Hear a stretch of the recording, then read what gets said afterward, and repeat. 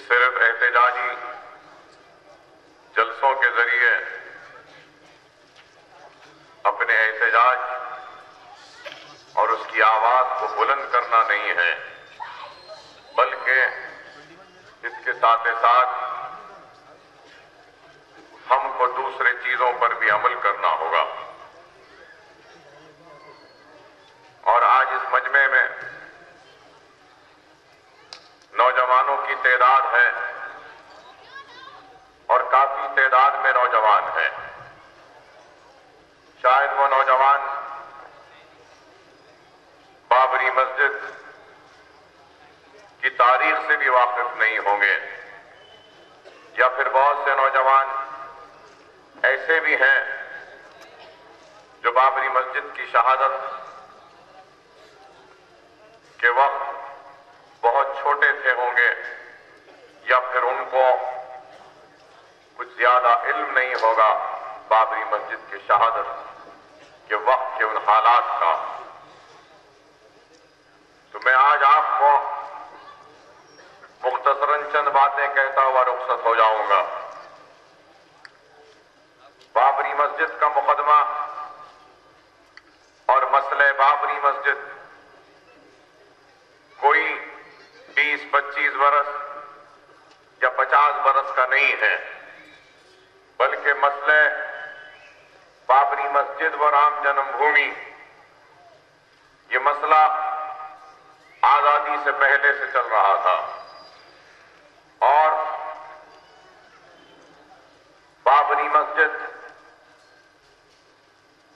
में नमाज होती थी, अज़ा होती थी, और मुसलमान बराबर बाबरी मस्जिद में 5 वक्त की नमाज अदा करते थे।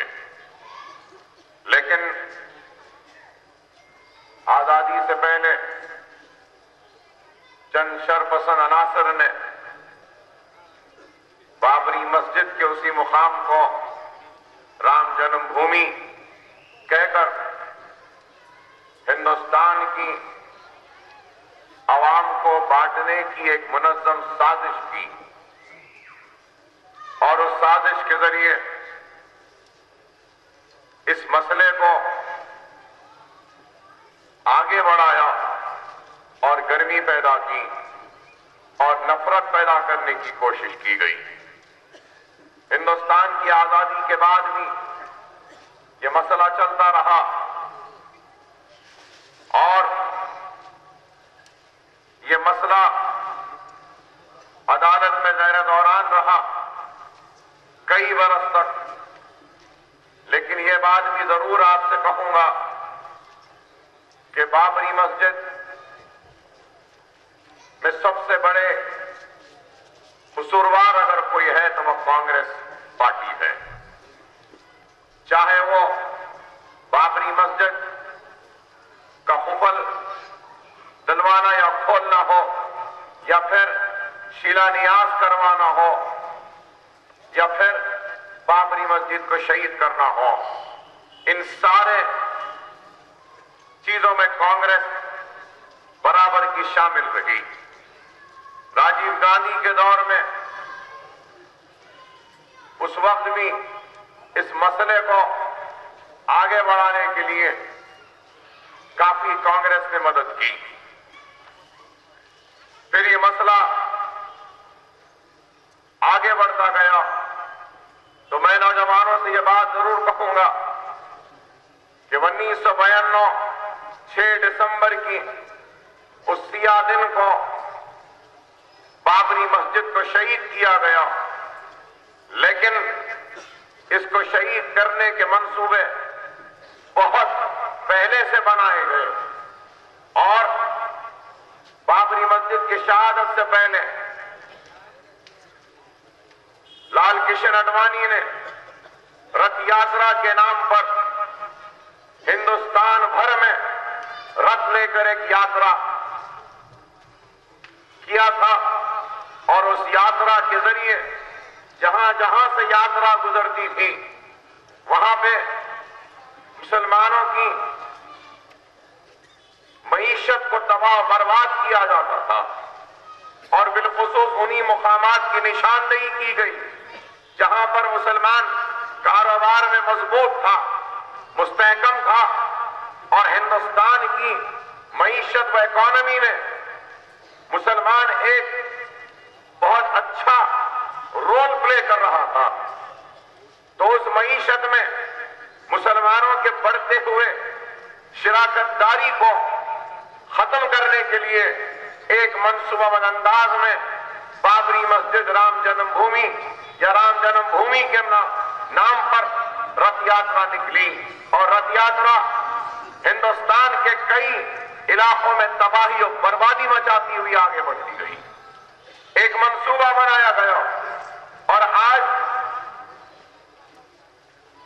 हमको इस बात पर गौर और फिक्र करनी होगी कि सिर्फ एहतजाज की जलसे करने से हमारा एहतजाज की आवाज शिद्दत के साथ मुखालिफीन तक जरूर पहुंचेगी, लेकिन सिर्फ एहतजाज नहीं करना। मैंने अपने तकरीर के इब्तिदा में आपसे कहा था, तो यह बात इसलिए कह रहा हूं कि हमको गौर और फिक्र करना होगा कि आज भारतीय जनता पार्टी इस हिंदुस्तान के इख्तिदार पर बैठी है, तो शहादत बाबरी मस्जिद या 80 के आखिरी दहे में यह भारतीय जनता पार्टी के कितने अराकीन है पार्लियामेंट है, हिंदुस्तान की पार्लियामेंट में। आपको सुन के हैरत होगी कि सिर्फ 2 अराकीन पार्लियामेंट है, लेकिन उसके बाद आगे बढ़ती गई ये जमात और आज 280 अराकीन पार्लियामेंट के साथ हिंदुस्तान का वजीर आजम इनकी जमात का बन गया। तो आज आपको हमको गौर और फिक्र करनी है इस बात पर कि ये लोग एक नफरत की बीज बोकर हिंदुस्तान की अमन पसंद आवाम को आपस में लड़ाकर उनके दिलों में नफरत को पैदा कर इख्तिदार की कुर्सियों पर पहुंच चुके। और आज आप बताइए कि न सिर्फ बाबरी मस्जिद की शहादत बल्कि बाबरी मस्जिद की शहादत के बाद जो वाकयात रूनुमा हुए हैं उनको भी हमको देखना होगा और अजवाब शहादत बाबरी मस्जिद को भी देखना होगा और हमको इन सारे हालात पे गहरी नजर डालने के बाद अपना मुहासबा करना होगा कि कहां पर हमसे क्या गलतियां हुई, हमको क्या करना चाहिए था और मुस्तकबिल में हमको क्या करना है, इस पर भी गौर करना होगा। अगर हम सिर्फ जज्बाती तकारीर व जज्बाती नारेबाजी करेंगे तो हम अपने मसाइल का हल जज्बातों से नहीं ढूंढ सकते या जोरदार नारों से नहीं हल कर सकते, बल्कि हमको सब्र के साथ, इस्तिक़लाल के साथ, होश के साथ हालात का जायजा लेना होगा। रथ यात्रा के जरिए एक माहौल को बनाया गया, फिर शिलान्यास की बात की गई और फिर सारे साधुओं को जमा किया गया। अयोध्या में सब जमा हुए और फिर उसके बाद उस बाबरी मस्जिद के शहादत से पहले मैं नौजवानों को यह भी कहना चाहूंगा, बताना चाहूंगा कि नेशनल इंटीग्रेशन काउंसिल में यह तयक़ुन दिया गया कि बाबरी मस्जिद की हिफाजत की जाएगी। न सिर्फ नेशनल इंटीग्रेशन काउंसिल में कहा गया बल्कि सुप्रीम कोर्ट में हलफनामा दाखिल किया गया और उत्तर प्रदेश वो हिंदुस्तान की हुकूमत, दोनों मरकजी और रियासती हुकूमत की जानिब से हलफनामा डाला गया कि किसी भी सूरत में बाबरी मस्जिद की हिफाजत की जाएगी। न सिर्फ ये बल्कि हिंदुस्तान के दोनों पार्लियामेंट, लोकसभा व राज्यसभा में हिंदुस्तान की हुकूमत ने तयक़ुन दिया अवामी मुंतखब नुमाइंदों के जरिए हिंदुस्तान की आवाम को, बिलखुसूस मुसलमानों को, कि चाहे कुछ हो जाए बाबरी मस्जिद की हिफाजत की जाएगी। लेकिन न सुप्रीम कोर्ट में जो तयक़ुन दिया गया, जो वादा किया गया, न इस पे अमल हुआ, न नेशनल इंटीग्रेशन काउंसिल में जो कहा गया उस पे अमल हुआ, न ही पार्लियामेंट में जो कहा गया उस तयक्कुन को जिंदा रखा गया। जमा हुए पैरामिलिट्री फोर्सेस थे, बॉर्डर सिक्योरिटी फोर्स थी, पुलिस थी, सब कुछ थी वहां पर मौजूद, लेकिन उसके बावजूद भी संघ परिवार, बीजेपी, आरएसएस, विश्व हिंदू परिषद, बजरंग दल, शिवसेना और ये सारे लोगों ने मिलकर बाबरी मस्जिद को 6 दिसंबर के उस सियाह दिन में शहीद किया। और बाबरी मस्जिद को शहीद करते वक्त कैसे कैसे नारे लगाए गए, एक धक्का और दो, बाबरी मस्जिद को गिरा दो। और बाल ठाकरे, शिवसेना वालों ने भी ये क्या क्या नहीं कहा, कैसा कैसा जहर नहीं उगला कि मेरे हाथ नहीं मेरे पैरों ने बाबरी मस्जिद को शहीद किया। ये सेना के लीडरों ने कहा, कितना जहर उगलता गया और जहर उगलते रहे और बाबरी मस्जिद को जो शहीद करते रहे तो सारी रात दिन में शहीद होते रही, रात भर शहीद हुई, रात के बाद सुबह तक शहीद होते रही। और सारी की सारी एडमिनिस्ट्रेशन या पुलिस या बीएसएफ या दूसरे जितने भी वहां पे मौजूद थे तमाशाई बन के देखते रहे, बाबरी मस्जिद शहीद होती गई। न सिर्फ बाबरी मस्जिद शहीद हुई बल्कि बाबरी मस्जिद में मिंबर रसूल को शहीद किया गया। न सिर्फ मिंबर रसूल शहीद हुआ बल्कि अलग सुबह दूसरे दिन मिंबर रसूल की जगह राम की मूर्ति को बिठा दिया गया। तो आप बताइए कि क्या ये इंसाफ हुआ? क्या ये हिंदुस्तान के सेक्युलरिज्म पर हमला नहीं? क्या शहादत बाबरी मस्जिद, क्या अदलिया पर हमला नहीं? क्या शहादत बाबरी मस्जिद पार्लियामेंट में जो तयक्कुन दिया गया उसकी खिलाफ वर्जी के जरिए क्या पार्लियामेंट में हमला नहीं? क्या नेशनल इंटीग्रेशन काउंसिल में जो तयक्कुन दिया गया उसकी खिलाफ वर्जी की गई और बाबरी मस्जिद को शहीद किया गया, क्या इसके जरिए क्या नेशनल इंटीग्रेशन काउंसिल पर हमला नहीं? ये एक सवाल है। और जब ये सवाल अमन पसंद सेक्युलर लॉ और मुसलमान सवाल करते हैं तो इनके पास कोई जवाब नहीं है। क्या आप बताओ मेरे भाई, क्या ये इंसाफ का तकाजा है कि कोई पार्लियामेंट में तयक्कुन देता है, कोई सुप्रीम कोर्ट में तयक्कुन देता है, उसके बाद भी मस्जिद को शहीद कर दिया जाता है?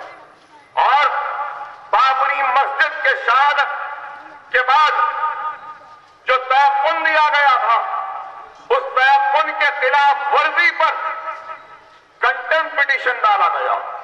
नौजवानों सुनो, अगर कोई जानना चाहता है कि अकबरुद्दीन ओवैसी के दिल में वो कौन सी आग है, वो कौन सा गुस्सा है, तो यही गुस्सा है, यही आग है, यही गुस्सा है कि तुमने तयक्कुन दिया, अदालत को तयक्कुन दिया, खिलाफ वर्जी की।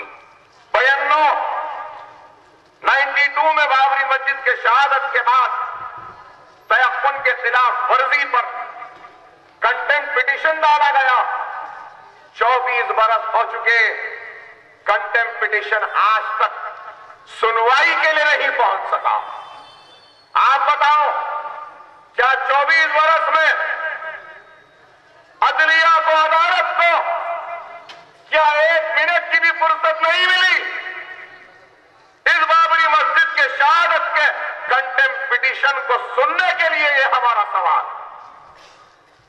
ये क्या है बताओ आप? अरे ये नाइंसाफी नहीं तो क्या है?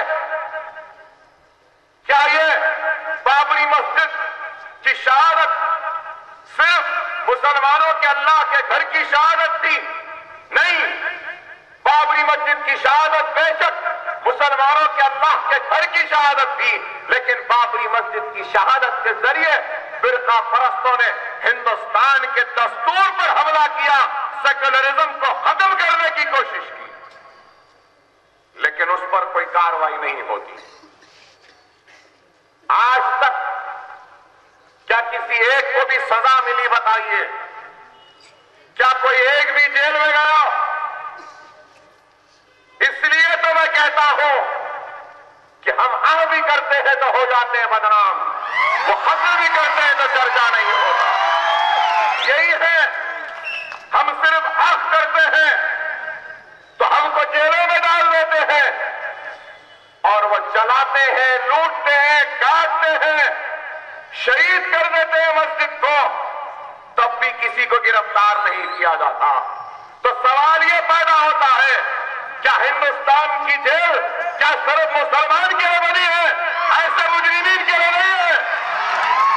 अरे इंसाफ का तकाजा है कि जो जो लोग बाबरी मस्जिद की शहादत के जिम्मेदार थे या है, उनको सजा देनी चाहिए, जेलों में डालना चाहिए। लेकिन आज तक क्या किसी को सजा मिली? क्या कोई जेल में गए? उस वक्त का उत्तर प्रदेश का चीफ मिनिस्टर जो बाबरी मस्जिद की शहादत के लिए जिम्मेदार है, कल्याण सिंह, क्या किया? जेल तो छोड़ो, इस कल्याण सिंह को राजस्थान का गवर्नर बना के भेज दिया जाता है। क्या ये इंसाफ है? अरे ये सवाल है हमारा, अगर जवाब है तो दो। जो शख्स हलफनामा दिया था कि हिफाजत करूंगा, वो चीफ मिनिस्टर खुद बिलराज जिम्मेदार है बाबरी मस्जिद की शहादत के लिए, और उसकी जिम्मेदारी में नाकाम होता है, तो बीजेपी उसकी इतनी बड़ी नाकामी पर इतना बड़ा तोहफा देती है कि गवर्नर राजस्थान बना के भेजती है। आप बताओ मेरे भाई, आज इंसाफ की बात करते बड़े बड़े, मैं पूछना चाहता हूं, क्या ये इंसाफ है? आप बताइए। लेकिन आज कोई पूछने वाला नहीं है, और अगर कोई पूछता है तो हम जैसे लोग पूछते हैं, तो पूछने पर हमको देशद्रोही कहते हैं, या मुल्क का गद्दार कहते हैं, या कुछ भी कह देते हैं। लेकिन हमको मुल्क का गद्दार जिसको कहना है कह ले, हमको परवाह नहीं है। हमको इस मुल्क की एक एक इंच जमीन से मोहब्बत है, क्योंकि ये मुल्क हमारा था, हमारा है, हमारा रहेगा। इस मुल्क के चप्पे चप्पे पर हमारी अजमत की निशानियां मौजूद हैं।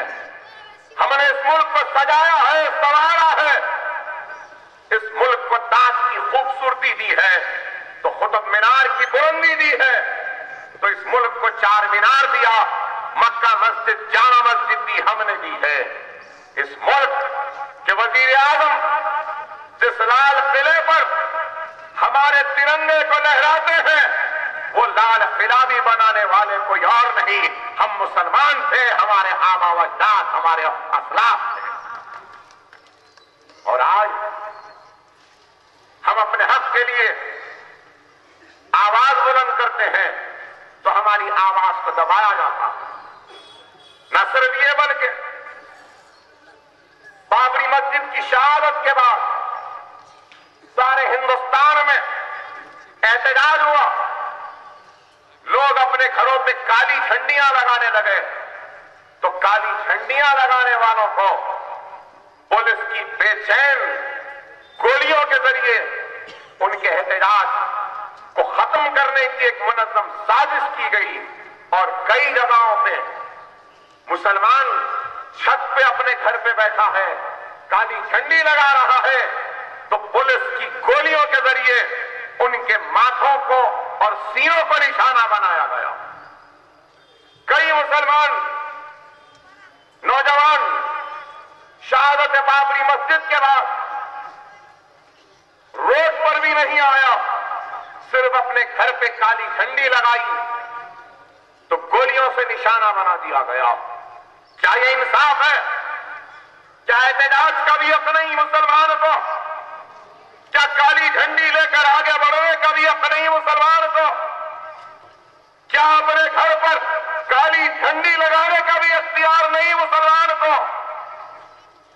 अरे आप बताओ मेरे भाई, न सिर्फ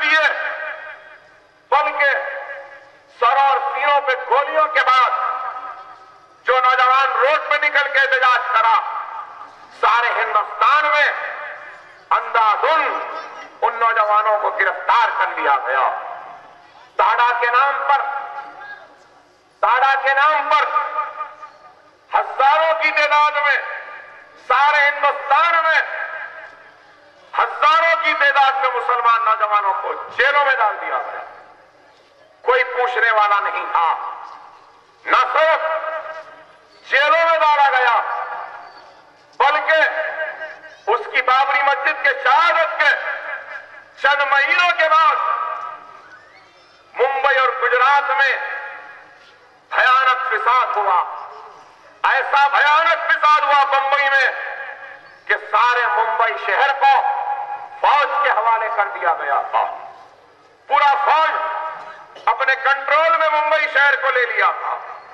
मुसलमान औरतों को बरहना परेड करवाया गया, मुसलमानों की बस्तियों को जला दिया गया, सुहागों को जो उजाड़ा गया, कोकों को वीरान कर दिया, शहीद बाप के खानों पे नौजवान बेटे की मैयतों का बोझ डाल दिया गया। क्या ये इंसाफ है? और बरहना परेड करवाते हुए वीडियो बनाए गए और मुसलमान बहन व मां हमारी बच्ची के बरहना वो वीडियोस को वीडियो लाइब्रेरीज में सर्कुलेट करवा दिया गया। क्या ये इंसाफ है? क्या बताओ, मैं पूछना चाहता हूं, क्या ये इंसाफ है? और फिर उसके बाद में आज कहते हैं कि मुसलमान देशद्रोही है, मुसलमान ये है, मुसलमान ये है, मुसलमान पर इल्जाम। अरे मैं चैलेंज करके पूछना चाहता हूं, अगर किसी सहाफी का कलम आजाद है तो वो लिख दे और बता दे, कह दे क्या परोतीन ओवैसी जो कह रहा है गलत है। 1992 से पहले क्या कभी कोई बम धमाके हुआ करते? क्या कोई आईएसआई का एजेंट था? क्या कोई 1992 बाबरी मस्जिद के शहादत से पहले क्या हिंदुस्तान का कोई नौजवान जमहूरियत के रास्ते को तर्क करके कोई दूसरी जिद्दोजहद करता था? फिसादात होते थे, जमहूरियत पे भरोसा था, इंसाफ की तवक्को थी और दस्तूर के दायरे में रहकर एहतजाज करते थे मुसलमान। लेकिन हिंदुस्तान के अगर किसी नासमझ मुसलमान को जमहूरियत के रास्ते से हटाकर किसी दूसरे रास्ते पर अगर कोई लाने वाला है तो मैंने असेंबली में भी कहा है, आज भी कहूंगा कि हिंदुस्तान में दहशतगर्दी और नौजवान को जमहूरियत के रास्ते से हटाने वाली उस कोर्ट का नाम संघ परिवार, बीजेपी, आरएसएस, बजरंग दल, विश्व हिंदू परिषद है कि तुमने पैदा किया, हिंदुस्तान में तुमने पैदा किया, तुम जिम्मेदार हो और तुम्हारी नाइंसाफी जिम्मेदार है, तुम्हारा जुल्म जिम्मेदार है। और वो इंसाफ की जिद्दोजहद आज मदरसा इत्तेहाद मुस्लिमीन या हम सब दायरे दस्तूर में रहते हुए जमहूरी अंदाज में एहतजाज कर रहे हैं। और उसी जमहूरी अंदाज की कड़ी है कि आज भी हम यहां खड़े हैं और अपने एहतजाज को बुलंद कर रहे हैं। ऐ मेरे प्यारे मुसलमानों, इस बात को याद रखो कि जो कौम अपने माजी को भुला देती है वो कौम मुस्तकबिल में कभी कामयाब व कामयाब नहीं होती। तुम बाबरी मस्जिद की शहादत को कभी नहीं भूलना।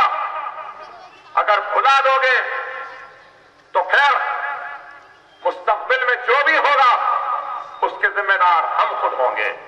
और सिर्फ बाबरी मस्जिद इनके निशाने पर नहीं थी, काशी व मथुरा भी है।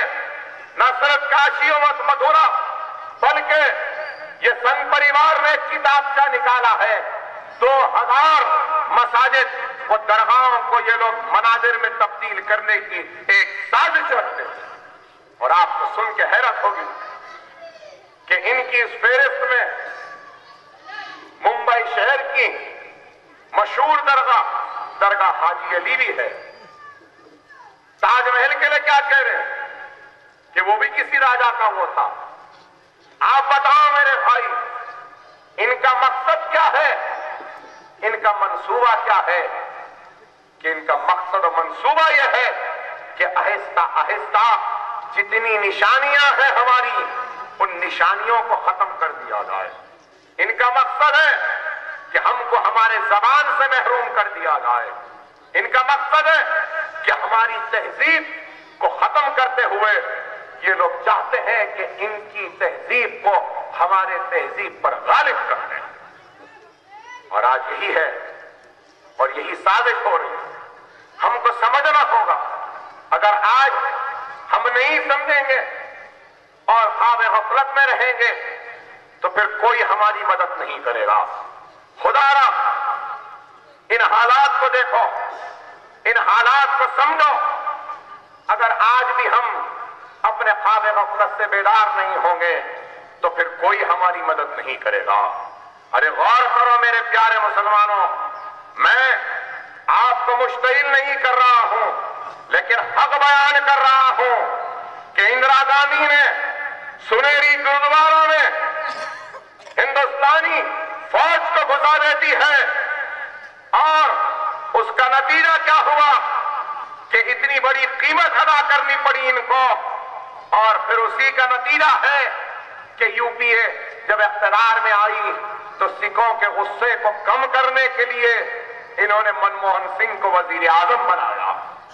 अरे वो एक करोड़ और हम 20-25 करोड़। 1 करोड़ लोगों को गुस्सा था कि उनके गुरुद्वारे में हिंदुस्तान की फौज आ गई। मैं पूछना चाहता हूं, 20 करोड़ मुसलमानों, तुम्हारे मस्जिद में घुसना तो छोड़ो, पूरी मस्जिद को शहीद कर दिए, मिंबर रसूल को शहीद कर दिए और मिंबर रसूल की जगह राम की मूर्ति को बिठा दिया गया और उसकी पूजा शुरू करवा दी गई। क्या हम इसके बावजूद भी उठेंगे नहीं, मुत्तहद नहीं होंगे? तो फिर आखिर कब होंगे, ये मेरा सवाल है। आखिर कब होंगे?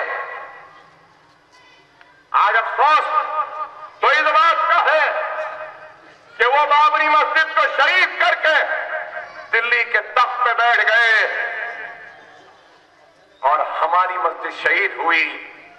हम कहां बैठे हैं यह आप खुद गौर कर लीजिए। वो नफरत के जरिए, बाबरी मस्जिद के शहादत के जरिए, हिंदुस्तान में शरीयत को खत्म करने के मंसूबे के जरिए, हिंदुस्तान में जो अक़लियतों को दिए गए दस्तूरी हुकूक को खत्म करने के मंसूबे को लेकर, कश्मीर के खुसूसी मौक़िफ़ को खत्म करने का इरादा लेकर अवाम के सामने आए और अवाम ने उनको दिल्ली का तख्त दे दिया। और आज हम हैं कि समझना ही नहीं चाहते। 2 MP से 280 हो गए और हमारे कितने MPs हैं हिंदुस्तान की पार्लियामेंट में? आप बताओ, जिस रियासत में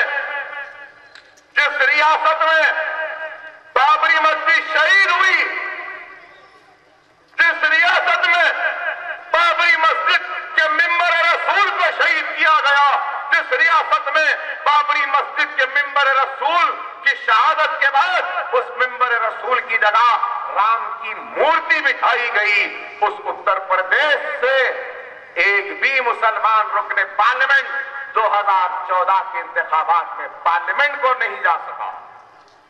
तो क्या ये अफसोस नहीं है? बताइए, क्या ये अफसोस की बात नहीं है? वो 280 तक पहुंच गए और हम एक MP को भी नहीं भिजा सके उत्तर प्रदेश से। आप बताओ मेरे भाई, आज यही बात हम कहते हैं तो इनको बुरा दिखता है, इनको अच्छा नहीं दिखता। अरे आप बताओ, ऐ मेरे प्यारे मुसलमानों, तुम कौन सी तबाही के इंतजार में हो? मैं पूछना चाहता हूं। आजादी के 70 वर्ष के सफर में 50,000 फिसादात के जरिए हमको बस्तियों को उजाड़ा गया, हमारी लैलाती हुई खेतियों को उजाड़ा गया, हमारी मां और बहन की इस्मतों व आबरू को लूटा गया, हमारे बच्चों को यतीम किया गया, हमारी बेटियों के सुहागों को उजाड़ा गया, हमारी मां के कोखों को वीरान कर दिया, हिंदुस्तान के चप्पे चप्पे पे हमारे खून को गिराया गया। अल्लाह अगर हिंदुस्तान के हर कंकर को दबान देगा तो एक एक कंकर गवाही देगी और कहेगी कि हाँ मैं गवाही देती हूं, मुझ पर कभी मुसलमान का खून गिरा था और मुसलमान का यहां पे कत्लेआम हुआ। कोई चप्पा नहीं बचा, फिसादात हुए, कभी लखनऊ जला तो कभी फैजाबाद जला, कभी रामपुर जला तो कभी आगरा जला, कभी लखनऊ जला तो कभी अजमेर जला, कभी जयपुर जला तो कभी भिवंडी जला, कभी मुंबई जला तो कभी रोड किला जला, तो कभी भोपाल जला तो कभी हैदराबाद जला, कभी निजामाबाद जला तो कभी आसाम में तबाही बर्बादी हुई। अरे हिंदुस्तान के चप्पे चप्पे पर हमको लूटा गया, लेकिन उसके बाद भी हम बेदार होना नहीं चाहते, मुनज़्ज़म व मुत्तहिद होना नहीं चाहते। तो फिर आखिर कब उठोगे, ये मेरा सवाल है। फिसादात में तबाह हुए, बर्बाद हुए, लुटते गए, मईशत लुटी, तबाह हुए, बच्चे जेलों में चले गए, मुकदमात होते रहे और फिर भी हम उठना नहीं चाहते। अरे हद तो ये हो चुकी कि न सिर्फ सर और सीरों पे गोलियां, जेल, फिसाद की तबाही, हमारी मसाजिद भी शहीद हो गई, फिर भी नहीं उठे। अरे मसाजिद को छोड़ो, अब तो हमारी शरीयत पर वार हो रहा है, लेकिन फिर भी हम उठना नहीं चाहते। तो अगर अब नहीं उठेंगे तो कब उठेंगे? कौन सी तबाही तुम्हारे घर पर, तुम्हारे दर पर, दरवाजे पर दस्तक दे, क्या उसके इंतजार में हो? मैं पूछना चाहता हूं। अरे आज क्या हालात हो चुके हैं, लेकिन हम हैं कि समझना नहीं चाहते, हम हैं कि हालात को देखते हुए अपने सफों में इत्तेहाद को पैदा करना नहीं चाहते। याद रखो, इत्तेहाद सबसे बड़ी ताकत है, इंतशार मौत है और इत्तेहाद ताकत है। इख्तिलाफ होगा मुझसे बहुत को, और रखे भी इख्तिलाफ। इख्तिलाफ रखना सही है, जायज है, मैं कहूंगा। अगर मुझ पर कोई तनकीद करेगा तो कम से कम उसके तनकीद की वजह से मैं अपनी इस्लाह तो कर पाऊंगा, लेकिन खुदारा एक दूसरे के दस्ते गिरेबान न हो, एक दूसरे के खिलाफ न हो। इख्तिलाफ होगा, मेरे अंदाज़ बयां से किसी को इख्तिलाफ होगा, किसी को इख्तिलाफ होगा मेरी तर्ज जिंदगी से, किसी को इख्तिलाफ होगा मेरे तर्ज, उस अंदाज जिसके जरिए मैं लोगों के काम करता हूं। इख्तिलाफ होगा मेरी जमात से भी, इख्तिलाफ होगा मेरे जमात के जिम्मेदारों से भी, इख्तिलाफ होगा मेरे एमएलए से, मेरे कारपोरेटर से, मेरे कारकुनों से। इख्तिलाफ जायज है, लेकिन इस बात को क्यों नहीं समझते कि आज आपके हक के लिए अगर कोई लड़ रहा है तो वो यही हैदराबाद के गयूर मुसलमानों की जमात है, जो आज हैदराबाद से निकलकर हिंदुस्तान के मुसलमानों की एक उम्मीदगाह बन चुकी है। आज आपको, हमको गौर करना होगा। अगर हम अपने सफों में इत्तेहाद को पैदा नहीं करेंगे तो फिर हमारी आवाज और कमजोर होगी, मसाइब मुश्किलात के पहाड़ हम पर टूट पड़ेंगे और फिर कोई नहीं होगा हमारी मदद, या कोई नहीं होगा फिर हमारी फरियाद को सुनने वाला। ऐ नौजवानों, सुनो मेरी इस बात को तवज्जो से कि हिंदुस्तान में आज भारतीय जनता पार्टी इख्तिदार पर है, 280 अरकान पार्लियामेंट है ना, 280 है। नरेंद्र मोदी भारतीय जनता पार्टी की तरफ से हिंदुस्तान का वजीर आजम बन के बैठा है। तो क्या आपको मालूम 2014 में भारतीय जनता पार्टी कितने वोट लेकर 280 सीटों को हासिल करने में कामयाब हुई? आपको सुन के हैरत होगी। जाओ, इंटरनेट है ना, जाकर देखो इलेक्शन कमीशन ऑफ इंडिया के साइट पर और जाकर देखो कि 2014 के इलेक्शन में बीजेपी कितने वोट ली। सब कहते हैं कि 31% ली, 31%। हाँ, 31% ली। 31% वोट कितने होते हैं? आपको देखकर सुन के हैरत होगी कि 16 करोड़ कुछ चिल्लर लिए, चलो 17 करोड़ मान लेता हूं। 17 करोड़ वोट मिले पूरे हिंदुस्तान में। कितने? याद रखो मेरी इस बात को, 17 करोड़ वोट मिले और वो वजीर आजम बन गया। और हम कितने मुसलमान इस हिंदुस्तान में? 20 करोड़ है। अगर हिसाब हो जाए तो 25 करोड़ मुसलमान है हिंदुस्तान में। वो 17 करोड़ वोट लेकर वजीर आजम बन जाता है। हम 20 करोड़ की तादाद में रहने के बावजूद भी एक 50 एमपीज को ऐवान पार्लियामेंट में नहीं भेज सकते। क्या यह हमारी कमजोरी नहीं? क्या हमारी गफलत नहीं? क्या हमारी लापरवाही नहीं? गैरों पर तनकीद करने से पहले हमको खुद अपना मुहासबा करना होगा, खुद अपने गिरेबान में झांक कर देखना होगा। न सिर्फ उत्तर प्रदेश से एक भी मुसलमान एमपी नहीं जा सका, महाराष्ट्र से एक भी मुसलमान एमपी नहीं, कर्नाटक से एक भी मुसलमान एमपी नहीं। अरे आप बताओ, क्या यूपी में मुसलमान नहीं? क्या महाराष्ट्र में मुसलमान नहीं? अरे उत्तर प्रदेश में 3 करोड़ मुसलमान है।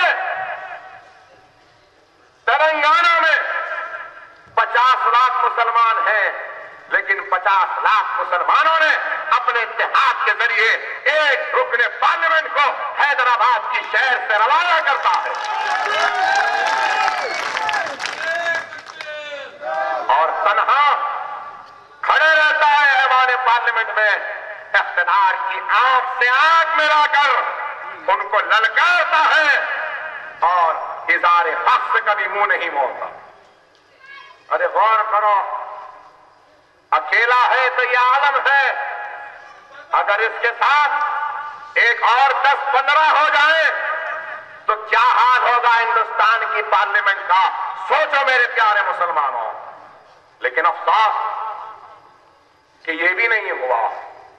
अरे मुझे सबसे ज्यादा अफसोस 2014 के बाद अगर किसी चीज का हुआ है तो खुदा की कसम आसाम से बीजेपी के कामयाबी का बहुत बड़ा अफसोस है मुझे। 34 से 36% अगर सही सेंसस हो जाए तो आसाम में 40% मुसलमान है। 36% मुसलमान रहने के बाद बीजेपी कैसा जीती, ये मेरा सवाल है। हमारे इंतशार की वजह से हम खानों में पट के रह गए। इस वजह से क्या 35 से 40% मुसलमान बीजेपी के बढ़ते हुए खत्म को नहीं रोक सकती थी? आसाम में हमारा इंतशार, हमारा आपसी इख्तिलाफ का फायदा बीजेपी उठा ली और आसाम में आ गई। आज आसाम में क्या हुआ? दीनी मदरसे, अक़लियती इदारों में जुम्मे को तातील होती और जहां तातील नहीं, नमाज को जाने की इजाजत थी।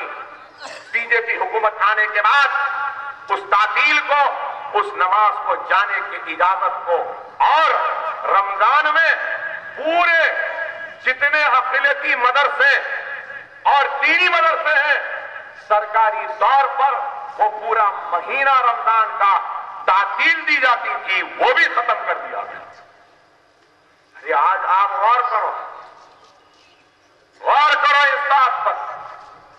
वो बाबरी मस्जिद को शहीद कर कर इख्तिदार तक पहुंच गए, हम अपनी मस्जिद को शहीद होता हुआ देखते रहे, सरों और सीनों पे गोलियां चलता हुआ देखते रहे, बच्चों को जेलों में जाते हुए देखते रहे, फिसादात में तबाह होते हुए देखते रहे, लेकिन फिर भी अपने सफों में इत्तेहाद को पैदा नहीं कर सके।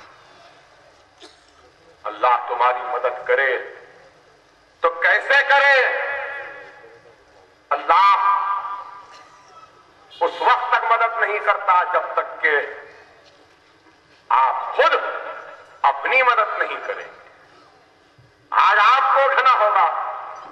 यही बात है कि हम बार बार कहते हैं, यही बात है कि हम अवाम के सामने लाते हैं। अगर आज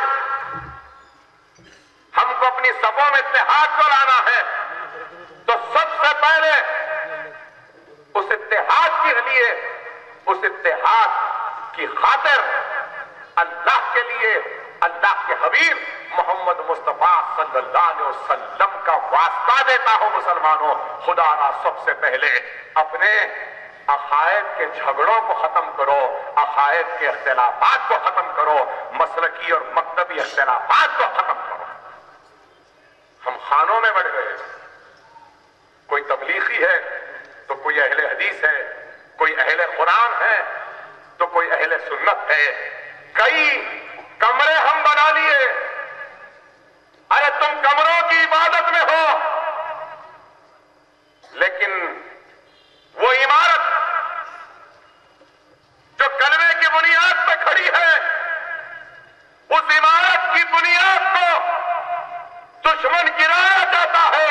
हम बुनियाद की फिक्र नहीं कर रहे, कमरों को बचाने में है। तुम कमरों को बचाने में रहोगे, दुश्मन उस इमारत की बुनियाद को गिरा देगा। खुदा ना समझो, दुश्मन जब वार करता है, दुश्मन जब तबाही के मंसूबे बनाता है, दुश्मन जब उजाड़ने की नीयत से आगे आता है, दुश्मन जब जलाने की नीयत से आता है, दुश्मन जब तुम्हारी इस्मतों इज्जतों को लूटने आता है, तो दुश्मन ये नहीं देखता कि ये अहले हदीसी है, अहले कुरान है या अहले सुन्नतुल जमात है। उसको तो यही दिखता है कि ये ला इलाहा इल्लल्लाह मोहम्मद रसूलुल्लाह कलमा पढ़ने वाला मुसलमान है।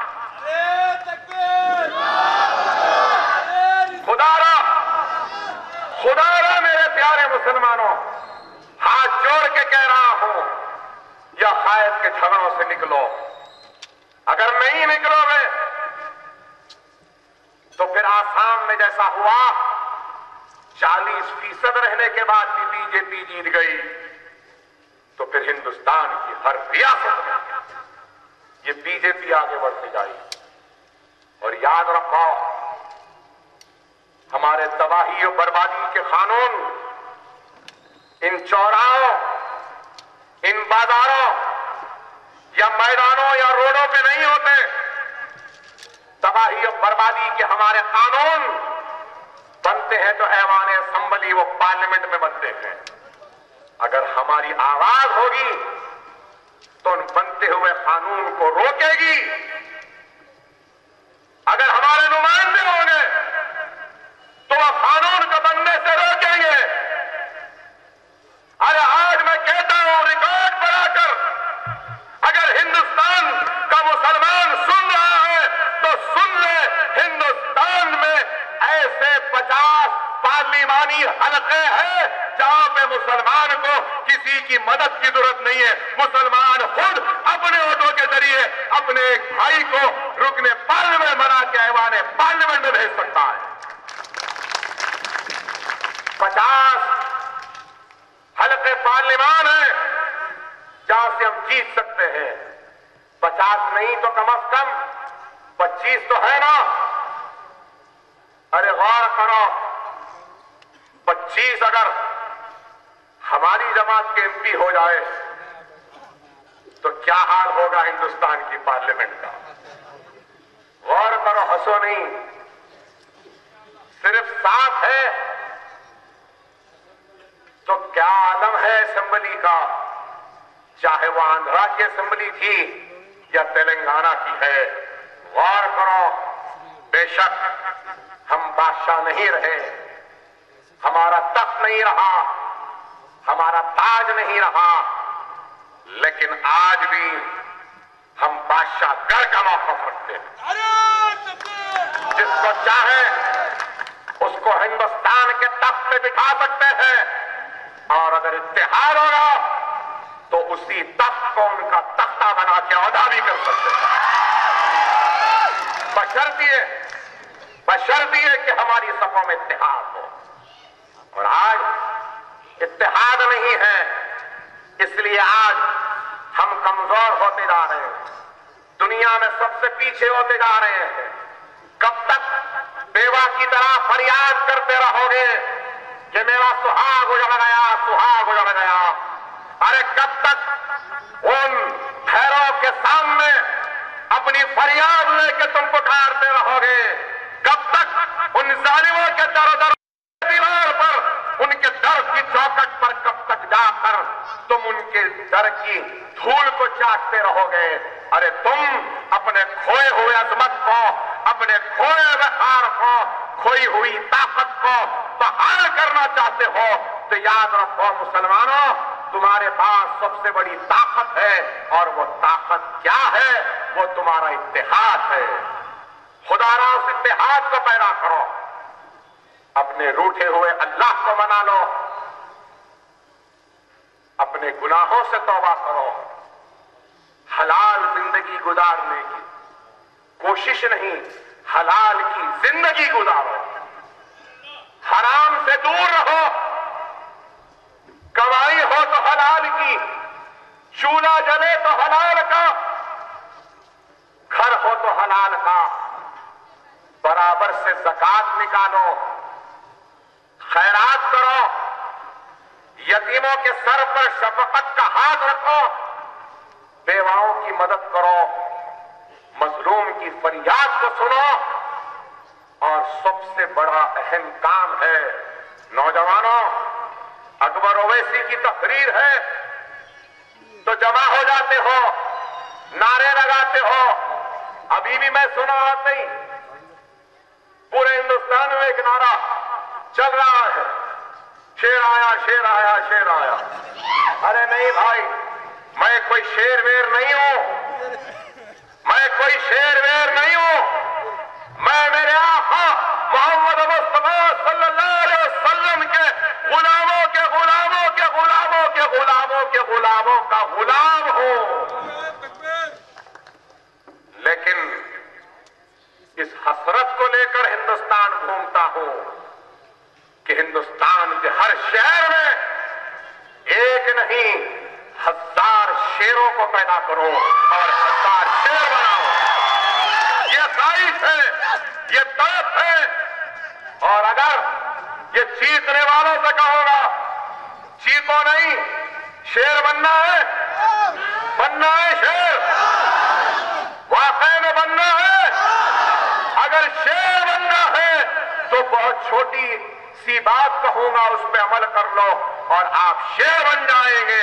बनना है ना? नमाज 5 वक्त पढ़ो, बाजमात करो, मसाजिदों को आबाद कर दो, फिर होकर तुम शेर बन जाओगे।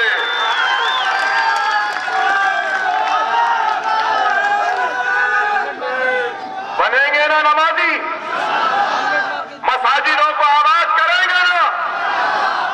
नौजवानों उठो, इस जलसे का अगर कोई पैगाम है तो वो ये है कि मसाजिदें अगर वीरान होंगी तो दुश्मन की ललचाई हुई नजरें उन वीरान मसाजिद पे उठेंगी, मसाजिदें आबाद रहेंगी, हय्या अलस्सलाह हय्या अलल फलाह की सदाएं गूंजेगी और जमात से नमाज अदा करने वालों की कतारें मसाजिद से बाहर निकलकर रास्तों पे आ जाएगी। तो खुदा की कसम, हिंदुस्तान में कोई ऐसा मां का जना नहीं डरा जो हमारी मस्जिदों को गिरा सके या शहीद कर सके।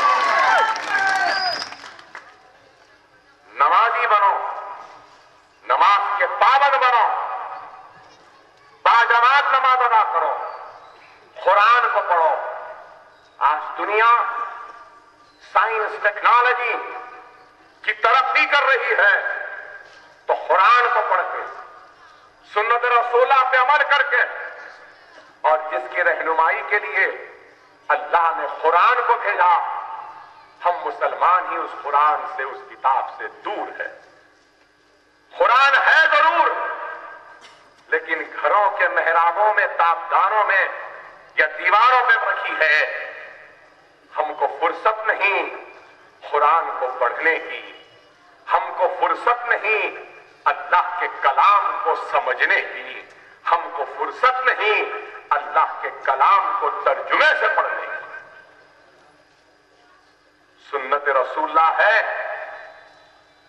रसूलुल्लाह के उम्मती है, लेकिन रसूलुल्लाह के सुन्नत पर अमल नहीं करते। रसूलुल्लाह ने जो रास्ता बताया है उस पे चलना नहीं चाहते। अरे आप बताओ, जो कौम इस लापरवाही में रहेगी तो क्या वो कौम तबाही और बर्बादी की तरफ नहीं रहेगी? गौर करो मेरे भाई, खुदारा मेरे प्यारे नौजवानों, इस्लाम को समझो। और इस्लाम ये नहीं कहता कि दुनिया दुनिया बोलकर दीन को भुला दो। इस्लाम ये नहीं कहता कि दीन दीन बोल के दुनिया को भुला दो। इस्लाम वो मुकम्मिल मजहब है जो दीन और दुनिया दोनों को साथ लेकर चलने वाले मजहब का नाम मजहब इस्लाम है। दीन के रास्ते पे चलो, दुनिया के इस दौर में भी सबसे आगे रहो। दुनिया की फिक्र में जा रहे हो, आखिरत की भी फिक्र कर लो। ओहदों की लालच में भाग रहे हो, इख्तिदार के पीछे दौड़ रहे हो, दौलत के लिए भाग रहे हो। इख्तिदार हो, दौलत हो, ओहदा हो, याद रखो ये आरिज़ी होता है। दौलत भी आरिज़ी, इख्तिदार भी आरिज़ी, ओहदा भी आरिज़ी। किसका ओहदा रहा जो हमारा या आपका रहेगा? किसी का ओहदा नहीं रहा। अगर हमारे मरने के बाद भी अगर कुछ रहेगा तो वो हमारा अमल रहेगा, और वही अमल हमारे बख्शिश का सबब बनेगा। आमाल को अच्छे करो, रूठे हुए अल्लाह को मना लो, नमाज के पाबंद बनो, कुरान को पढ़ो, तर्जुमे से पढ़ो, सुन्नत रसूलुल्लाह पे अमल करो, यतीमों के सर पर हाथ रखो, बेवाओं की मदद करो। यतीम के सर पे अगर हाथ रख देंगे तो जितने बाल उस यतीम के सर पर है उसके बराबर के गुनाह माफ हो जाते हैं हाथ रखने वाले। ये इस्लाम। खुदारा गौर करो, तुम किसकी उम्मती हो? रसूलुल्लाह सल्लल्लाहु अलैहि वसल्लम ने सहाबाए किराम को कई बरस तक सिर्फ ला इलाहा इल्लल्लाह मुहम्मदुर रसूलुल्लाह कलमा की ताकत और कलमे की ताकत क्या है वही बयान कर 3.5 बरस तक। अरे मैं अपने आप को खुशनसीब समझता हूं कि अल्लाह सुब्हानहू व तआला ने मुझे मौका दिया कि मैं अपने टूटे फूटे ख्यालात या नामुकम्मिल मालूमात के जरिए आपको कुछ कह रहा हूं। ये अल्लाह का शुक्र। खुदा ऐ मेरे प्यारे मुसलमानों, गैरों पे तनकीद करने के बजाय अपने जिंदगियों में इस्लाह करो, तब्दीली लाओ। बाबरी मस्जिद के एहतजाज के जलसे का पहला पैगाम इत्तेहाद था, दूसरा पैगाम अगर नमाज था, तो तीसरा पैगाम यह है कि हर महल्ले में जहां पे जो भी नई मस्जिद बनेगी उस मस्जिद का नाम बाबरी मस्जिद रखना, और हिंदुस्तान के उन फिरका परस्तों को बता देना तुम एक मस्जिद गिराए तो क्या हुआ, हम हिंदुस्तान में 1 लाख बाबरी मस्जिदों को बना देंगे। वाले अहले खैर असहाब से एक छोटी सी अपील भी करूंगा कि जहां मस्जिद है तो उस मस्जिद में एक इंग्लिश मीडियम या उर्दू मीडियम स्कूल व मदरसा भी तामीर करना।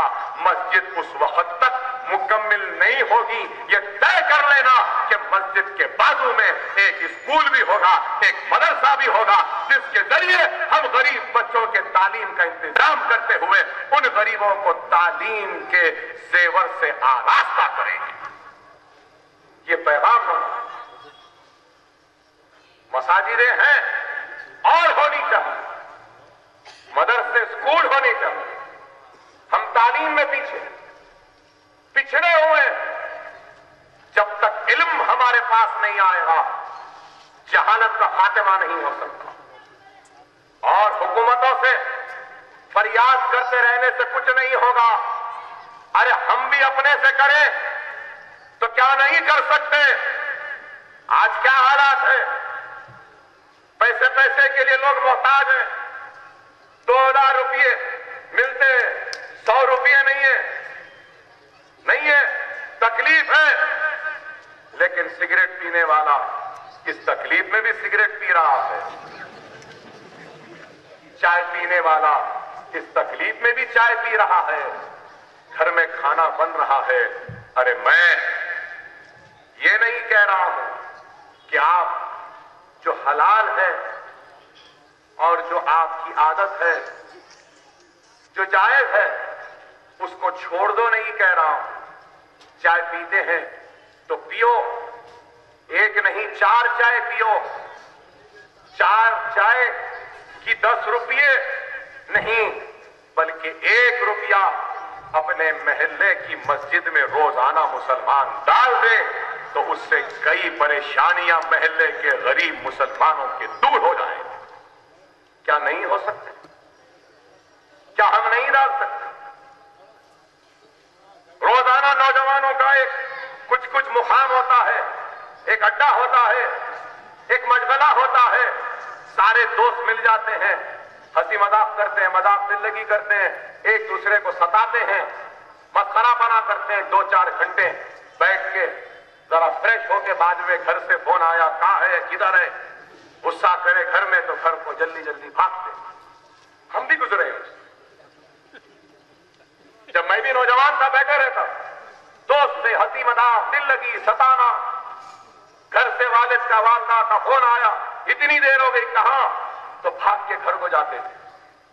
अरे आप बैठते हैं ना, बैठो, हंसी मजाक करते हैं, करो, हर जायज काम जरूर करो, लेकिन अपने रोज के खर्चे में से 1 रुपया निकाल दो और मस्जिद के उस हुंडी में या अपने महल्ले में एक हुंडी बनाकर डाल दो। उस 1 रुपये के जरिए हम कई यतीम बच्चियों की शादियां करवा सकते हैं, कई गरीबों की मदद कर सकते हैं, कई बच्चों की फीस दे सकते हैं, बहुत काम कर सकते हैं मेरे भाई। अरे इस फिक्र को पैदा करो, इस जज्बे को पैदा करो। अरे वो जिंदगी क्या जिस जिंदगी में कोई मकसद न हो, वो जिंदगी क्या जिस जिंदगी में कोई जुनून न हो, वो जिंदगी क्या जिस जिंदगी में कोई अज़्म न हो, वो जिंदगी क्या जिस जिंदगी में कोई इरादा न हो, वो जिंदगी क्या जिस जिंदगी में हिम्मत न हो।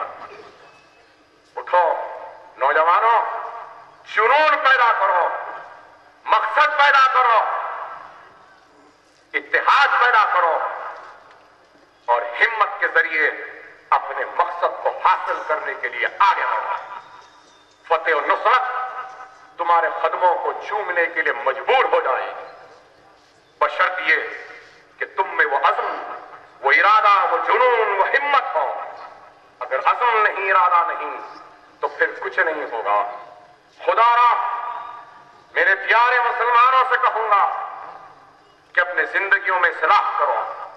मुल्क खतरनाक हालात से गुजर रहा है, समझो इस बात को। अगर ये शख्स अब जो कर रहा है इसमें कामयाब हो जाएगा तो फिर किसी भी चीज के लिए रुकने वाला नहीं है। मेरी बात को सुन लो, मेरी बात को समझो, मेरी फिक्र को समझो। न सिर्फ हमारी शरीयत बल्कि मसाजिदों से अज़ान को भी ये दरिंदे बंद करवा देंगे अगर हम उठेंगे नहीं तो, बेदार नहीं होंगे तो। ये आज हमारी शरीयत के बाद हमारे मसाजिदों से अज़ान को बंद कराने की हिम्मत वो जसारत को भी जमा कर लेंगे। समझो ये बात को। आज अगर हम नहीं उठेंगे, बेदार नहीं होंगे तो हमारे तबाही और बर्बादी के जिम्मेदार कोई और नहीं बल्कि हम खुद होंगे। उठो, खुदारा उठो, बेदार हो जाओ। अगर मेरी आवाज हैदराबाद के अहमदनगर फसरान सर से अगर मुजफ्फरनगर तक जा रही है, फैजाबाद तक जा रही है, गुजरात तक जा रही है, तो हिंदुस्तान के हर शहर में जा रही है, तो हर शहर में जहां मेरी आवाज है इस आवाज के जरिए मैं उनसे अपील करता हूं, दरखास्त करता हूं, इल्तिजा करता हूं, भीख मांगता हूं कि अपने इख्तिलाफ को खत्म करो, मुनज़्ज़म हो जाओ, मुत्तहिद हो जाओ, अल्लाह के लिए एक मरकज़ सियासी पे जमा हो जाओ। अगर आज हम एक मरकज़ सियासी पे जमा नहीं होंगे तो फिर तबाही और बर्बादी हमारा मुकद्दर बन जाए। अरे आप गौर करो, बाबरी मस्जिद को शहीद कर कर इख्तिदार तक पहुंचे तो नरेंद्र मोदी कैसा वजीर आजम बना? क्या किया गुजरात? क्या गुजरात में खुशहाली लाई? क्या गुजरात में पानी, बिजली, इंडस्ट्री? कुछ नहीं है। गुजरात जाके देखिए, गुजरात पिछड़ा हुआ है, गुजरात पीछे है, गुजरात कमजोर है, लेकिन सिर्फ झूठा प्रोपेगेंडा। अगर वज़ारत उज़्मा के कुर्सी तक अगर नरेंद्र मोदी पहुंचा है तो सिर्फ और सिर्फ 2002 के फिसादात की वजह से पहुंचा। क्या यह गलत है? 2002 के गुजरात का फिसाद नहीं होता तो नरेंद्र मोदी की पहचान बनती? क्या गोधरा की ट्रेन अगर नहीं चलती तो मोदी की पहचान बनती? क्या वडोदरा में अगर फिसाद नहीं होता तो क्या मोदी की पहचान बनती? क्या एहसान जाफरी का कत्ल नहीं होता तो क्या मोदी की पहचान बनती? क्या नरोडिया भाटिया का कत्लेआम नहीं होता तो नरेंद्र मोदी की पहचान बनती? अरे गुजरात के फिसादात के जरिए अपनी पहचान बनाई, अपनी ताकत बनाई और गुजरात के फिसादात का इनाम मिला और इनाम दिया तो वज़ारत उज़्मा की कुर्सी मिली। क्या वो हिस्टोरियन थे, मौरिख थे, क्या इकोनॉमिस्ट थे, क्या लिटरेचर में माहिर थे? किसमें थे? किसी में भी नहीं। कोई सलाहियत नहीं, कोई काबिलियत नहीं, सिर्फ गुजरात को चलाने की सलाहियत, वो काबिलियत का इनाम मिला तो वज़ारत उज़्मा का कुर्सी मिली। और आज आप देखिए, मैं आपको याद दिलाऊं कि 2.5 बरस में क्या हुआ। घर वापसी, लव जिहाद, रामजादे फुलाजादे, राम का खून खून में, अखलाक की मौत, जाहिद और नुमान की मौत, गोबर खिलाया गया, गांव रक्षक, बीफ बैन, लिटरेचर, जो बड़े बड़े इनामात के हासिल लोग हैं वो इनामात वापस। अरे आप बताइए 2.5 बरस में क्या काम किया? अफसोस कि आज हिंदुस्तान की अपोजिशन बोलती नहीं है, बराबर नहीं कहती। क्या किया बताइए? क्या वादा किया था?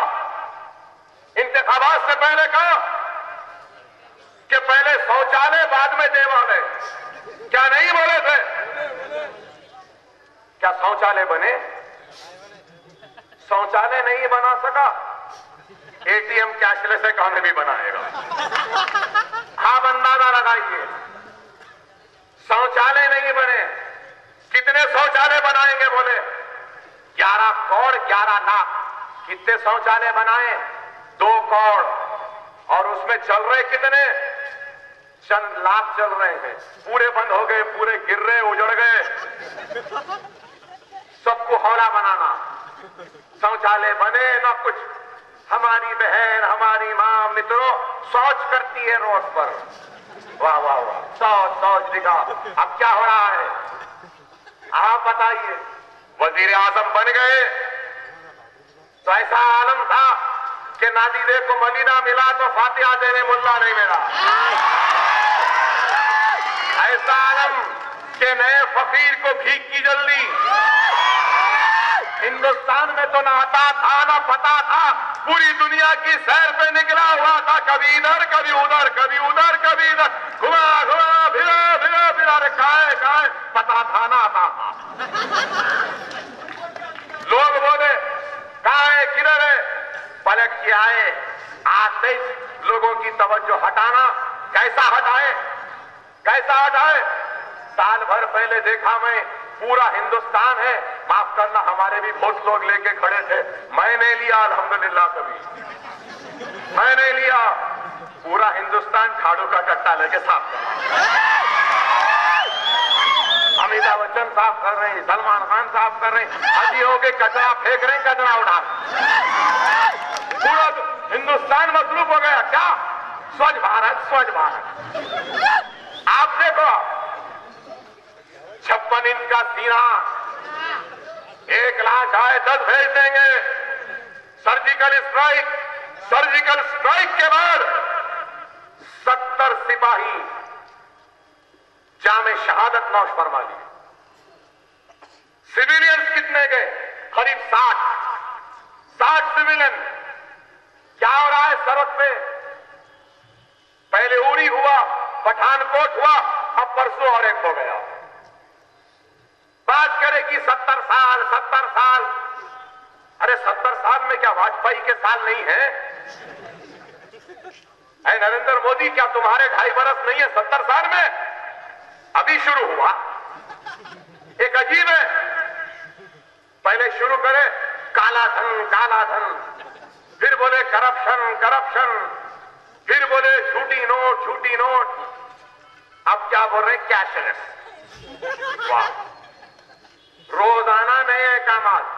पहले 2500, 2000, 4500, फिर 2000, फिर 10,000, 12,000, हफ्ते में 12,000, हर हफ्ते में और एक 24,000। अरे काका गए तो 2,000 भी नहीं मिल रहे। और कह रहे हैं कि आखिरी कतार है, 70 बरस खड़े हुए थे, इसके बाद कतार में नहीं खड़े रहना पड़ेगा। अरे मिस्टर मोदी, अब वोटिंग के वास्ते कतार नहीं लगेगी, घर में से ही वोट डालना है क्या? आप देखो कैसे कैसे दीवाने बातें। आखिरी कतार है, लास्ट क्यू, सब बोल रहे हैं हाँ आखिरी कतार। अब वोट डालने को कतार में नहीं ठहरना है। कैशलेस इकोनॉमी की तरह घर में वोट भेजने वाला है क्या? घर से डाल देने का कुछ प्रोग्राम है क्या? अरे आप बताओ, दीवाना बना रहा है और बन रहे हैं हमारे लोग। जिनको बनना है बनो, हम नहीं बनेंगे, क्योंकि हम जानते हैं कि आज मुल्क को सबसे बड़ा अगर कोई खतरा है, मुल्क के लिए सबसे बड़ा अगर कोई खतरा है तो वो संघ परिवार है, बीजेपी है, आरएसएस है, बजरंग दल है, विश्व हिंदू परिषद है। सारे फिरका परस्त तंजीमें मुल्क के लिए सबसे बड़ा खतरा है। गंगा को साफ करने निकले, गंगा साफ करेंगे।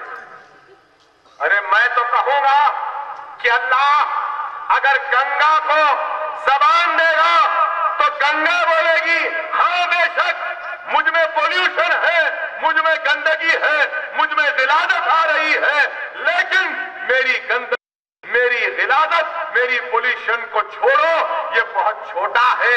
सबसे बड़ी गंदगी, सबसे बड़ा पोल्यूशन, सबसे बड़ी हिलाजत अगर हमारे मुल्क में है तो वो संघ परिवार, आरएसएस, बीजेपी की सोच है, उनकी आइडियोलॉजी है, उनका तर्ज अमल है।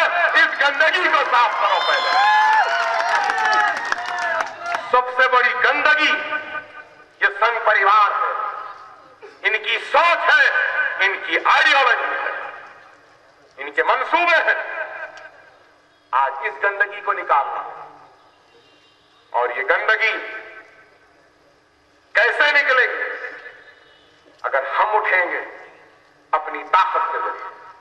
आप बताइए कैसे कैसे बयान? दलित को मारना है, मुझे गोली मार दो। कहीं को मारो बाबा, आपको वजीर आजम है, मजाक है? आप बताइए। और फिर बोल रहे हैं दलित को मारे तो मुझे गोली मार दो। अच्छा मिस्टर मोदी, वो गोबर जो खिलाए मुसलमानों को, वो किसको खिलाना? सही है ना भाई? वो भी तो बोलो। आप बताओ, हम कुछ बोलो तो हमको कहते हैं कि देशद्रोही, लेकिन अखलाक को जो लोग मारते हैं और जेल में बीमारी की वजह से मर जाते हैं, तो उनकी मैयत, उनके जनाजों पे हिंदुस्तान का तिरंगा परचम लाते हैं और डालते हैं और मिनिस्टर आता है। क्या ये भारत माता के सुपूत है? ये भारत मां से मोहब्बत है? भारत मां कहने वालों, भारत माता पे सबसे बड़ी अगर किसी ने कलंक लगाई है तो वो बाबरी मस्जिद की शहादत है, गुजरात का फिसाद है। आप बताइए, आज मजलिस ये सब बातें करती है तो इनको बुरा दिखता। कोई नहीं है मुल्क में बोलने वाला, लेकिन हम डरने घबराने वालों में से नहीं है। मरना तो है ही एक दिन, लेकिन बुज़दिलों की जिंदगी जीने वालों का नाम दखन का मुसलमान नहीं है।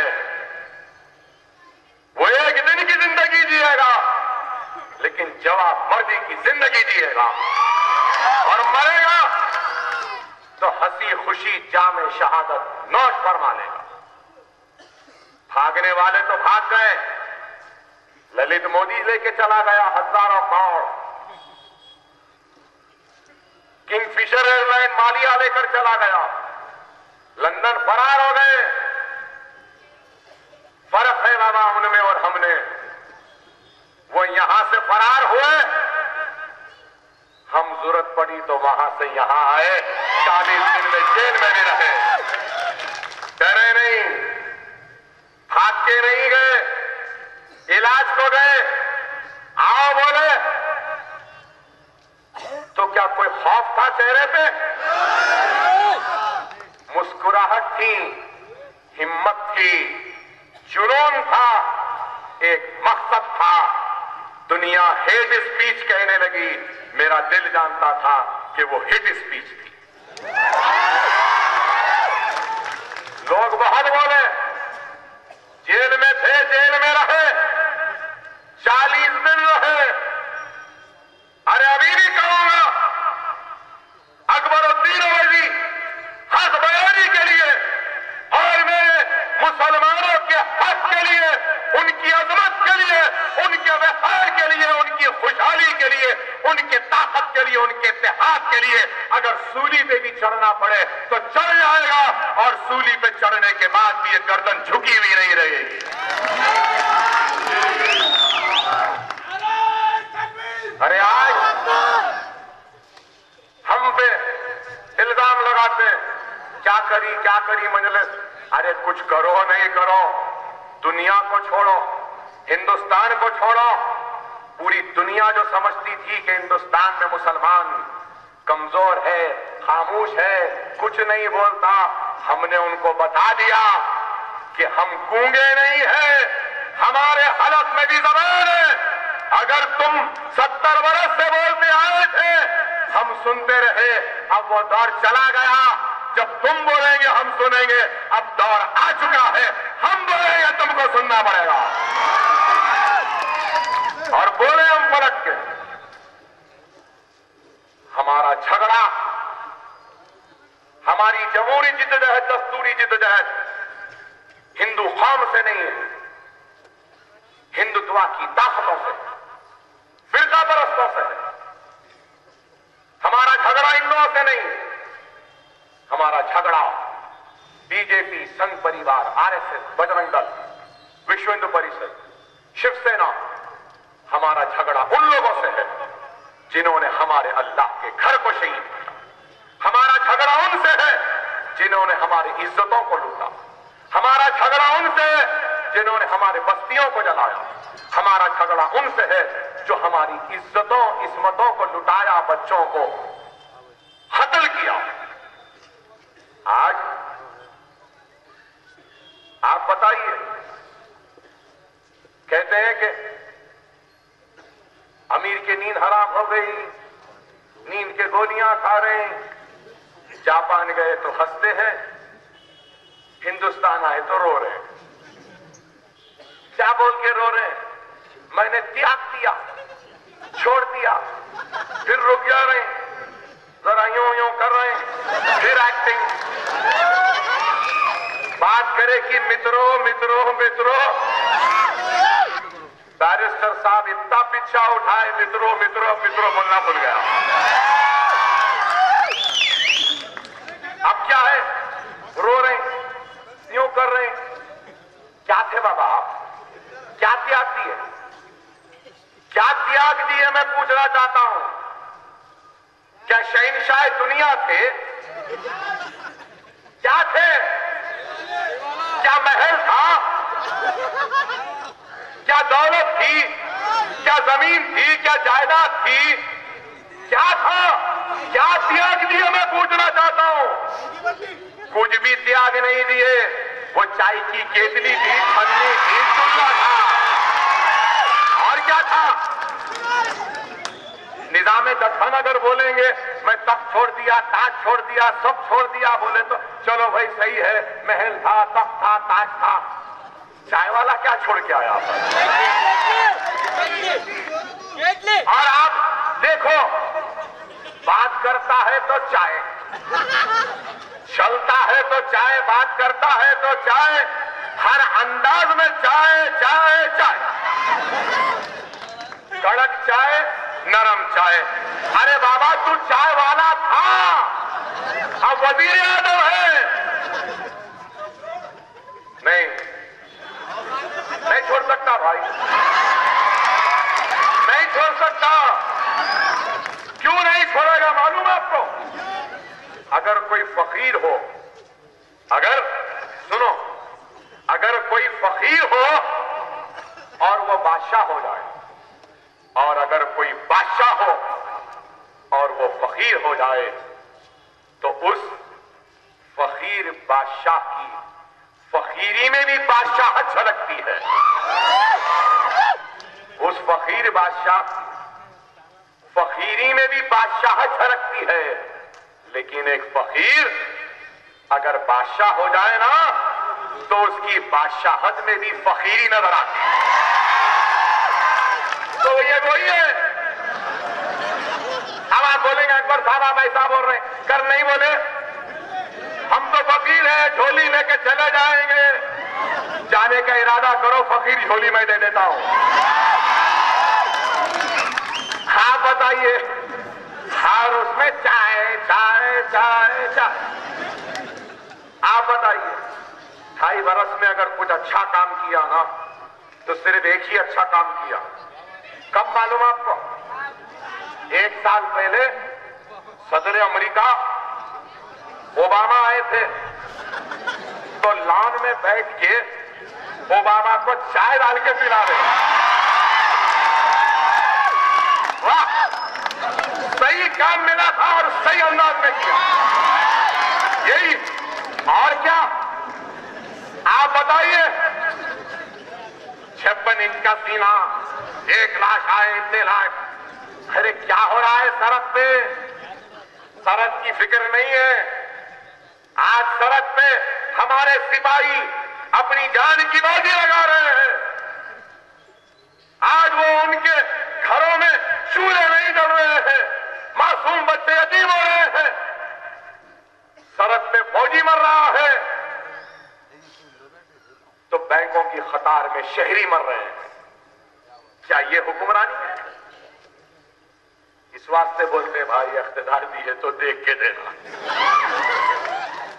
हम तो नहीं दिए, ना कभी देंगे।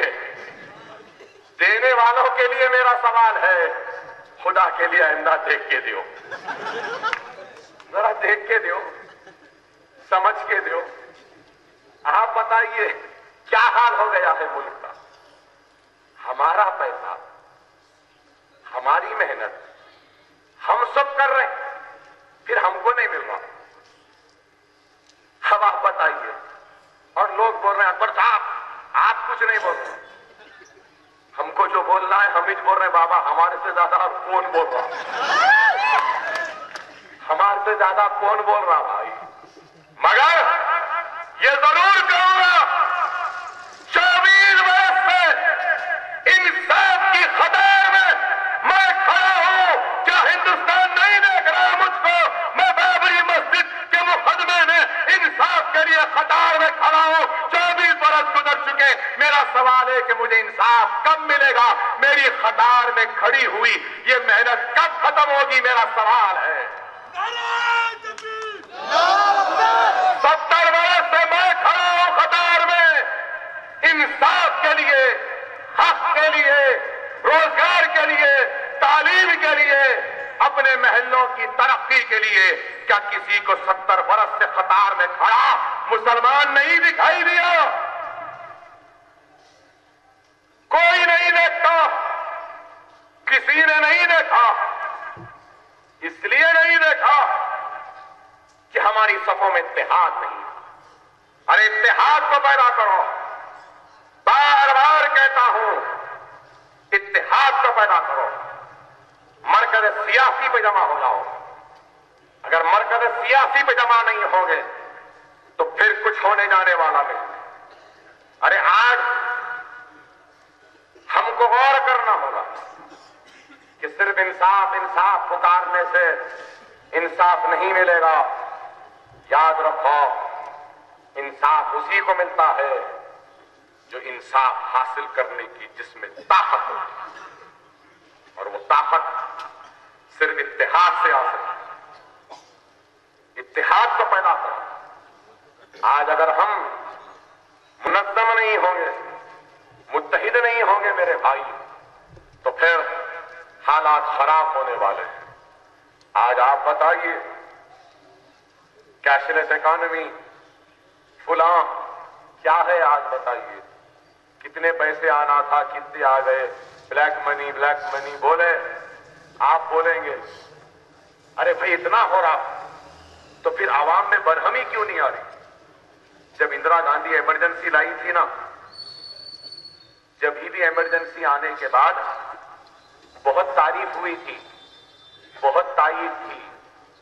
50 दिन बोले, 50 दिन छोड़ो, मुल्क की मईशत तबाह व बर्बाद हो चुकी, तबाह हो गई। 10 बरस तक भी मईशत नहीं उठेगी। सनत तबाह, किसानों की ज़िराअत तबाह, माल गोदामों में पड़ा है तबाह, टेक्सटाइल इंडस्ट्री तबाह, सब तबाह। मगर आपसे कहूंगा, याद रखो, जब हमारा दुश्मन मसरूफ रहता है ना, तो हम पे तवज्जो नहीं रहती। अल्लाह ने इनको इनके फैसले के जरिए मसरूफ कर दिया। अल्लाह ने इनको इनके फैसले के जरिए मसरूफ कर दिया। हम पे से तवज्जो हट गई, और अल्लाह इन्हीं के हाथ से, इन्हीं के फैसले के जरिए इनकी तबाही और बर्बादी का सामान मुहैया कर देगा इंशाअल्लाह ताला। ये फैसला इनके तबाही और बर्बादी का सबब बनेगा। ये फैसला फकीर को अपनी झोली लेकर हिमालय पे जाने के लिए मजबूर करेगा। आपको होश के साथ रहना, जोश में नहीं आना। क्या हालात होते हैं, कैसे हालात होते हैं नहीं मालूम। जब तक अपनी जमात आवाज नहीं देती तब तक कुछ करने की जरूरत नहीं है। हम बहुत लड़े, बहुत मरे, बहुत कटे, अब नहीं, अब नहीं। जिसकी तकलीफ है उनको लड़ने दो। हमारे पास काय का पैसा भाई? 20 करोड़ में 1 लाख भी करोड़पतियां नहीं होंगे मुसलमान, है क्या? नहीं है। आधे जो करोड़पतियां हैं वो तो आधे से बढ़ के खर्च में डूबे हुए होंगे। नहीं हमारे पास नॉन परफॉर्मिंग एसेट्स बैंक्स में कितने हो गए मालूम आपको? 7.5 लाख करोड़। अदानी का कर्ज, अंबानी का 125 लाख करोड़ का कर्ज। ये जीडीके है ना, जीडीके का कितना है? 54,000 करोड़ का कर्ज है। जीएमआर है ना एयरपोर्ट, 34,000 से बढ़ के कर्ज है। ये सब जो इनका जो कर्ज है, ये पूरे जो लूट लिए थे, जो कर्ज डूबने पे है, बैंक तबाह होने पे है, तो तबाह होने वाले बैंकिंग सिस्टम को सही जगह पे लाने के लिए गरीबों को बेवकूफ बनाकर ब्लैक मनी और फिर कह रहे हैं कि कैशलेस इकोनॉमी, वो नकली नोट, करप्शन, ये सब खेल है मेरे भाई, कुछ नहीं है। एटीएम गांव में, मैं गलत हूं तो जवाब दे देना, इसका जवाब दे देना इंटेलिजेंस वाले हुकूमत। तेलंगाना के रियासत में 1000 गांव ऐसे हैं जहां पे इंटेलिजेंस वालों ने रिपोर्ट दी है कि इन गांव में बैंक नहीं लाना। तो बोले क्यों? बोले मॉइस्ट अफेक्टेड, डेकाइट अफेक्टेड है, क्रिमिनल लोग ज्यादा है। अगर बैंक आएगा तो ये नक्सलाइट बैंक को लूट लेके चले जाएंगे। हिंदुस्तान में 5 लाख गांव हैं। उन 5 लाख गांवों में से 1 लाख गांव ऐसे हैं जहां पे बैंक नहीं है।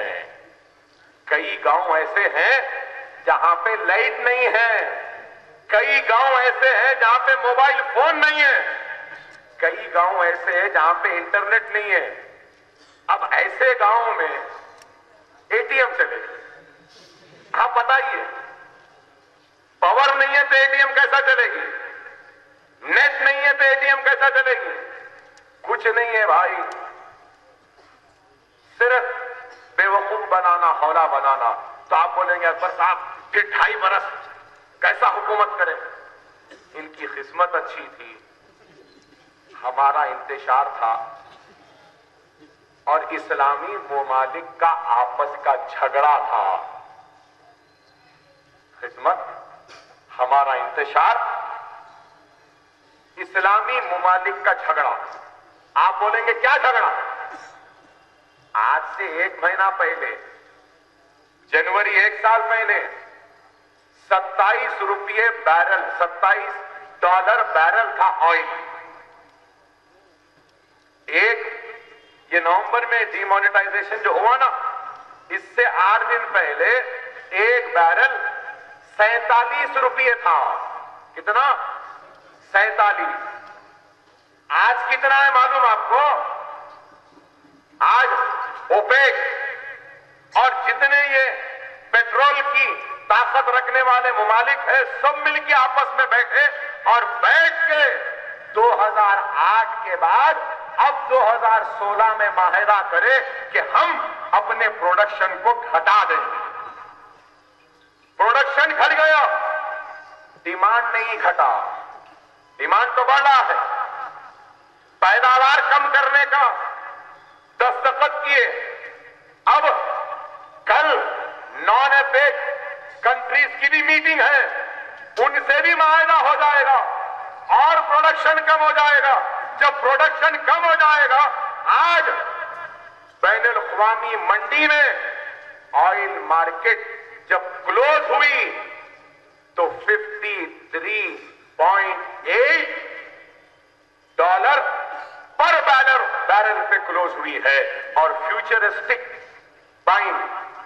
बाइंग रेट कि आप कल खरीदेंगे तो कितना, तो कल खरीदेंगे पर आप जाकर देखिए ओपेक का साइट आती है उसमें कि 55 हो जाएगा और जब ये बढ़ते बढ़ते 60 तक चले जाएगा ना तो हिंदुस्तान के हुकूमत के खजाने पर कितना बोझ होने वाला है मालूम आपको?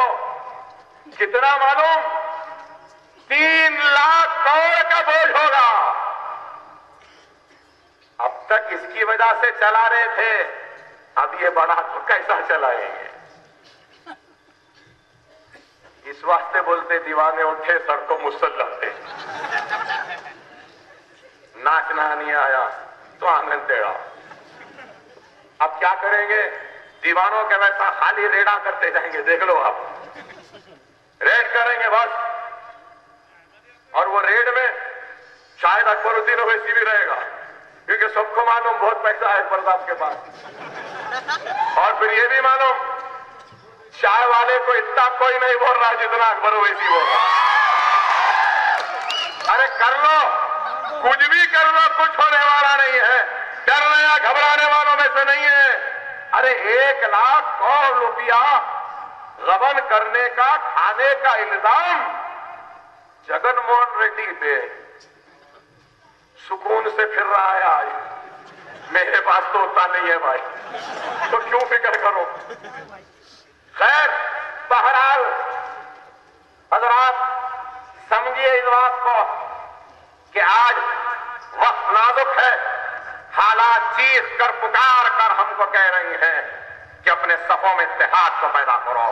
आज हमको अपने इत्तेहाद के जरिए बाबरी मस्जिद को दोबारा उस मुकाम पर बनाने का अज़्म व इरादा लेके इस मुकाम से उठना होगा। हमको अपने इत्तेहाद के जरिए अपनी शरीयत की इबादत करनी होगी। आज बताना होगा, क्योंकि वो लोग एक इफ्तिरार के नशे में है, तकब्बुर में है कि बाबरी मस्जिद गिरा दिए, कुछ नहीं हुआ, अब हम शरीयत को भी खत्म कर देंगे। ऐ नरेंद्र मोदी, याद रख ले, हम अब खामोश नहीं रहेंगे। अगर हमारी शरीयत पे हमला होगा तो हिंदुस्तान का 20 करोड़ मुसलमान रोड पर निकल जाएगा, अपनी शरीयत की इबादत अपने जानों की बाजी लगाकर कर लेगा और शरीयत को मिटने और खत्म होने नहीं देगा। आज हमको इस अज़्म के साथ उठना होगा कि सारे मसाइल का हल सिर्फ इत्तेहाद में है। मैं जानता हूं कि बहुत वक्त ले लिया, माफी चाहता हूं बड़े बड़े मौजूद हजरात का, उलमाए मशाखीन का और बुजुर्गों का, आपका भी, कि बहुत लंबी हो गई, बहुत दिन हुए थे, इसलिए भाई लंबी हो गई। और सबको एक एतराज था कि अकबर साहब महाराष्ट्र, बंबई, हर जगह फिर रहे, हैदराबाद में ही नहीं कर रहे। तो इस वास्ते जरा वक्त ले लिया और मैं समझता हूं कि आज का ऑक्सीजन जितना मिला ये काफी है बहुत दिन के लिए चलने के लिए। और जलसे और होंगे और भी बातें होंगी। बस आपसे आखिर में मेरा हदिया लेकर जाऊंगा और आप जानते हैं ना मैं क्या है, ऐसा जोरदार हदिया रहना कि दुश्मन समझ जाए कि अब तो बाबरी मस्जिद बनने वाली है। ऐसा नारा होना, नारे तकबीर, नारे तकबीर, नारे तकबीर। इंशाअल्लाह बाबरी मस्जिद उसी मुकाम पर हम बना कर रहेंगे और अदलिया में जो हमारा मुकदमा है वो हमारे हक में होगा और उस मुकदमे की कामयाबी के जरिए बाबरी मस्जिद उसी मुकाम पे बनेगी। वाखिर दावा अल्हम्दुलिल्लाह रब्बिल आलमीन।